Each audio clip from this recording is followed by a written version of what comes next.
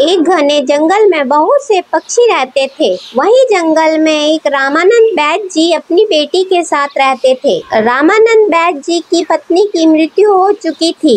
उसके बाद उन्होंने अपनी बेटी को बहुत लाड प्यार से पाल पोस कर बड़ा किया था। रामानंद बैद जी की बेटी अब बड़ी हो चुकी थी। बैद जी को अपनी बेटी की शादी की बहुत चिंता लगी रहती थी। नमस्ते बैद जी। मेरी टीना बेटी को कल से बहुत ज्यादा बुखार है और उसे भूख भी कम लग रही है। बैद जी, आप उसके लिए एक अच्छी सी दवा बना दीजिए। हाँ सोनू बेटी, मैं अभी दवाई बना देता हूँ।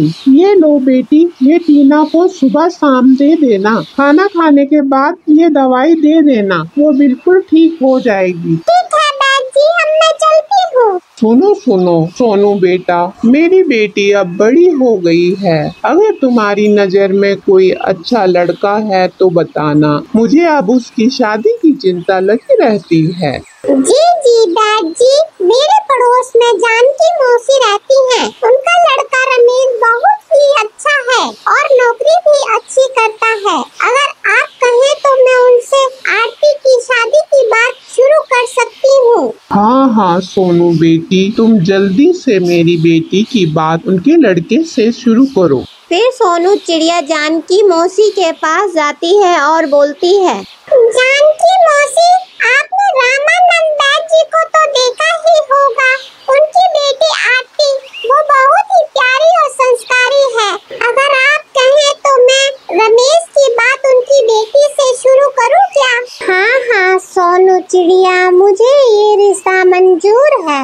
मैं तो वैसे ही बीमार रहती हूँ, मुझे भी अपने रमेश की चिंता लगी रहती है। मैं तो चाहती हूँ उसे अच्छी लड़की मिल जाए और जल्द से जल्द मैं उसकी शादी कर दूँ।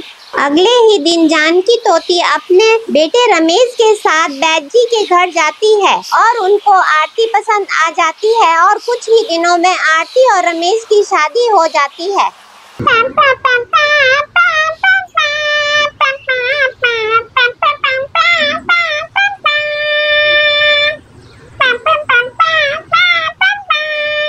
शादी के बाद कुछ दिनों तक तो सब ठीक ठाक ही चल रहा था। फिर एक दिन, मम्मी जी, ये लो चाय पी लीजिए।